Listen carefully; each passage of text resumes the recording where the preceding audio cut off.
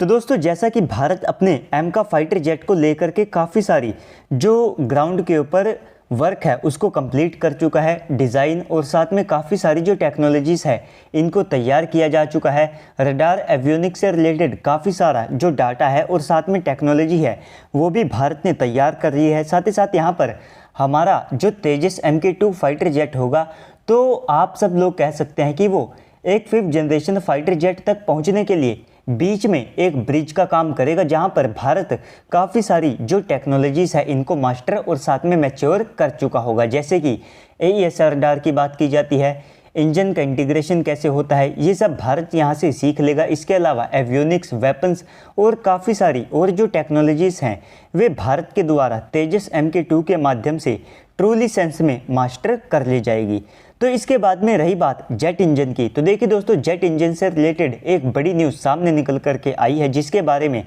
हम सब लोग इस वीडियो के अंदर डिस्कस करेंगे। लेकिन दोस्तों वीडियो को शुरू करने से पहले आप सभी लोग वीडियो को लाइक करके कमेंट सेक्शन में जा करके जय हिंद कमेंट कर दीजिएगा।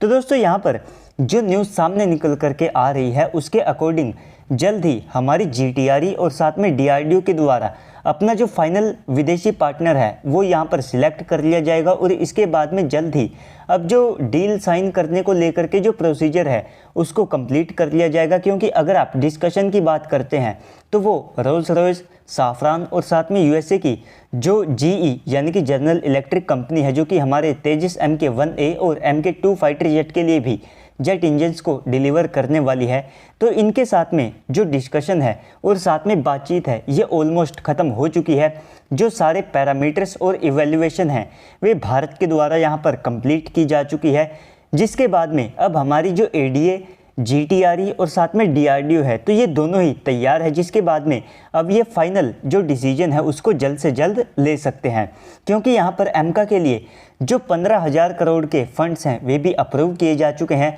आप सब लोगों को पता होगा कि तेजस MK2 के केस में भी जब तक जेट इंजन की डील नहीं हुई थी तब तक जो फंड्स हैं ये रिलीज़ नहीं किए गए थे। लेकिन इसके बाद में हमारी जो CCS है या फिर MOD है तो इनके द्वारा एमका के लिए अप्रूवल दी जा चुकी है, जिसके बाद में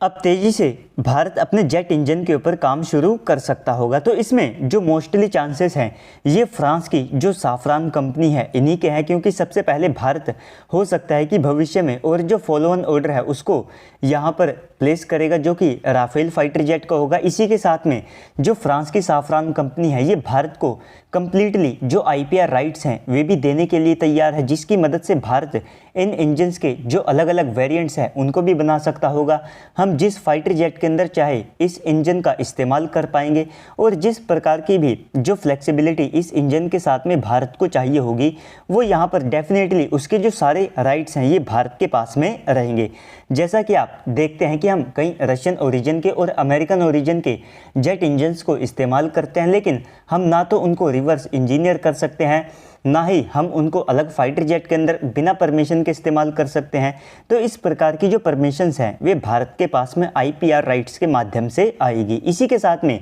100% जो ट्रांसफ़र ऑफ टेक्नोलॉजी है वो फ्रांस की साफरान कंपनी के द्वारा भारत को किया जाएगा, जिसके दम पर भारत आने वाले समय में जिस भी प्रकार के जो वेरिएंट्स है और साथ में इसकी जो थ्रस्ट है उसको भी बढ़ा सकता होगा। और टेक्नोलॉजी को लेकर के अब हम किसी भी कंट्री के ऊपर रिलायबल नहीं रहेंगे। साथ ही साथ अगर आप किसी भी कंपनी की बात करते हैं तो भारत को लगभग 5 से लेकर के 6 बिलियन US$ तक की जो इन्वेस्टमेंट है वो यहाँ पर करनी पड़ेगी। और माना जा रहा है कि जब डील साइन हो जाएगी तो उसके केवल 4 साल के अंदर जो प्रोटोटाइप है वो बन करके तैयार हो जाएगा और इसके बाद में एमका और जो बाकी फाइटर जेट है वहाँ पर इसकी टेस्टिंग करने को लेकर और साथ ही साथ यहाँ पर इसके जो ट्रायल्स है उनको कंप्लीट करने तक ओवरऑल जो समय है वो भारत को लगभग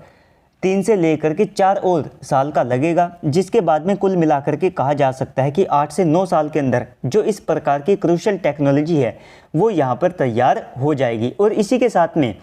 रोल्स रॉयस और साथ में जो साफरान कंपनी है दोनों ही भारत को clean sheet 6th generation jet engine की जो डिज़ाइन है उसको यहाँ पर देने के लिए तैयार है और यही जो ऑफ़र है वो भारत के पास में आया है।